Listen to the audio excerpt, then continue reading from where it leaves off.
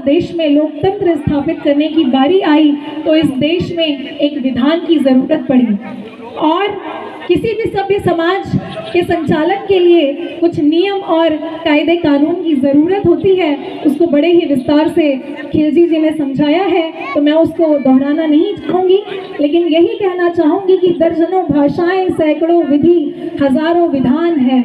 इस देश में दर्जनों भाषाएं, सैकड़ों विधि, हजारों विधान हैं जो जोड़कर सबको एक साथ रखे, वो भारतीय संविधान है।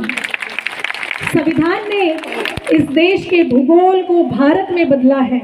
संविधान ने भाषाओं को भावनाओं में बदला है और यही कारण है कि हम एक साथ, एक भावना के साथ इस मंच के नीचे बैठे हैं, इस प्रांगण में बैठे हैं।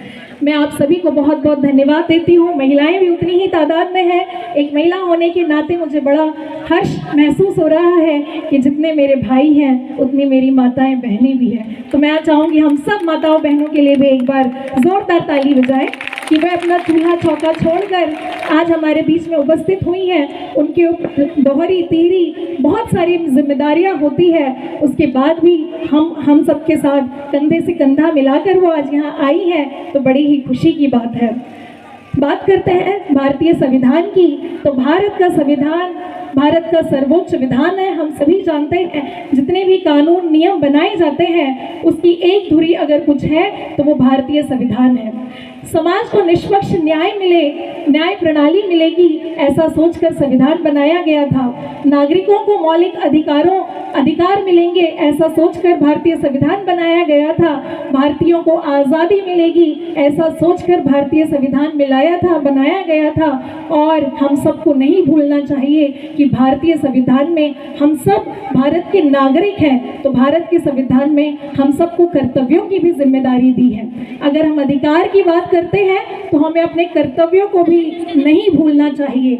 लेकिन जब भारत के संविधान में हम प्रस्तावना की बात करते हैं, जैसे हम सभी का कुछ ना कुछ परिचय पत्र होता है, जैसे मैं अभी डिप्टी कलेक्टर भोपाल हूँ तो मेरा ये परिचय पत्र है कि मैं भोपाल में डिप्टी कलेक्टर हूँ। उसी तरीके से भारतीय संविधान का अगर कोई पहचान पत्र है, जो उसकी आत्मा है, वो कहते हैं उसकी प्रस्तावना है। और उस प्रस्तावना में कितनी अच्छी अच्छी सुंदर सुंदर बातें लिखी हुई हैं। शुरुआत होती है हम से, यानी कि हम सब से। हम भारत के लोग भारत को एक संपूर्ण प्रभुत्व संपन्न समाजवादी पंथ निरपेक्ष लोकतंत्रात्मक गणराज्य बनाने के लिए तथा उसके समस्त नागरिकों को सामाजिक, आर्थिक और राजनीतिक न्याय, विचार अभिव्यक्ति, विश्वास, धर्म और उपासना की स्वतंत्रता, प्रतिष्ठा और अवसर की समता, व्यक्ति की गरिमा, राष्ट्र की एकता, अखंडता सुनिश्चित करने वाली बंधुता की बात भारतीय संविधान के प्रस्तावना में होती है, जो कि उसका एक परिचय पत्र है। लेकिन जब हम आज की परिस्थिति को देखते हैं या पिछले कई सालों को उठा करके देखते हैं, जैसा अभी खिलजी जी ने भी कहा कि बड़ा दर्द में दिखता है, तो मुझे ऐसा लगता है कि जो असमानता की खाई कम करने की बात भारतीय संविधान करता है, सभी वर्गों के बीच सामाजिक संतुलन बनाने की बात जो भारतीय संविधान करता है, उस पर काम करना अभी भी बाकी है। तो मैं यही कहना चाहती हूँ कि मुझे कहते हैं एक अधिकारी होते हुए आप इस तरह के कार्यक्रमों में क्यों जाती हैं।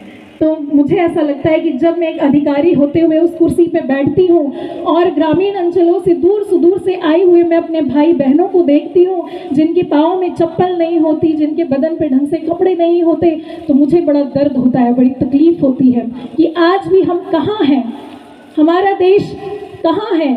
संविधान बने हुए इतने साल हो चुके हैं, आज़ादी को इतने साल हो चुके हैं, लेकिन आज भी मेरे भाई बहन रोटी, कपड़ा, मकान और सम्मान के लिए तरस रहे हैं।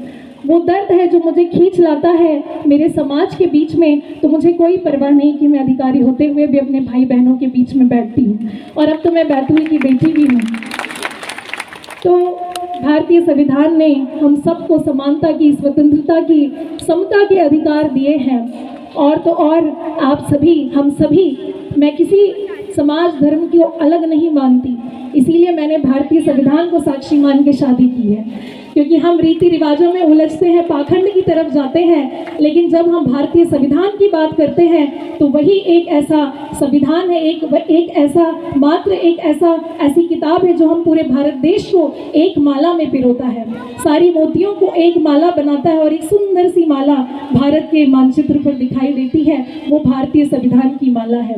इसीलिए भारतीय संविधान को साक्षी मानकर मैंने 26 जनवरी को शादी की थी, जिस दिन संविधान लागू हुआ था, और मुझे बताते हुए बड़ा हर्ष हो रहा है कि 26 नवंबर को मेरी सगाई हुई थी।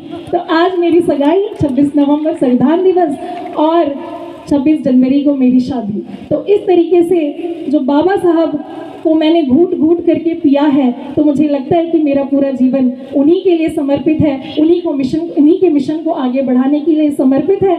इसलिए मैं और मेरा पूरा परिवार हमेशा भारतीय संविधान और इस देश को कैसे एकजुट किया जाए इसी बारे में सोचते हैं। तो मैं कहना चाहूँगी कि यहाँ हमारे बीच आदिवासी भाई बहन भी हैं, तो कोई दो मत नहीं है कि हाल ही में हमने बिरसा मुंडा जयंती मनाई है। आप सभी ने बहुत अच्छा बहुत गौरवान्वित महसूस किया होगा, लेकिन मेरा ये मानना है कि जब तक हम सभी जितने भी जो कहना चाहिए, बाबा साहब ने कहा था खड़ी व्यवस्था जो बनी हुई थी, उसको समतामूलक समाज बनाने की बात जो बाबा साहब ने कही थी, तो उस समाज में सबसे नीचे पंक्ति में जब हम लोग बैठे थे और जब हम बाहर आते हैं, तो मुझे लगता है कि अगर हमें कोई ताकतवर बना सकता है कोई चीज़, तो वो सिर्फ शिक्षा है। तो मैं कहना चाहूँगी कि हम कितनी भी जयंतियाँ, कितने भी दिवस और कितना भी हम कर लें ये सब कार्यक्रम, लेकिन मैं ये मानती हूँ कि जब तक हम शिक्षा के प्रति ध्यान नहीं देंगे, तब तक हम बाबा साहब के और भारतीय संविधान की विचारधारा को नहीं लागू कर सकते। इसीलिए मेरे भाइयों और बहनों जो दूर सुदूर से आए हुए हैं, आप सभी से मैं यही आग्रह करती हूँ कि सभी अधिकारों में जो सबसे महत्वपूर्ण अधिकार हमें मिला है, शिक्षा का अधिकार, उसका उपयोग ज़रूर करें। क्योंकि मैं भी एक गांव में पैदा हुई लड़की हूँ और हमारा समाज बहुत पिछड़ा था, बहुत संघर्ष किया माता पिता ने, लेकिन आज मैं ये कहती हूँ कि मेरी जेब में ये जो पेन है, ये बाबा साहब की देन है। मेरे पास जो बड़ी बड़ी कार है, वो बाबा साहब के उपकार है। हमारे बदन पर ये जो चमचमाता हुआ कोट है, ये कुछ नहीं, बाबा साहब भी कहते थे कि शिक्षा वो शेरनी का दूध है, जो पिएगा वो दहाड़ेगा। और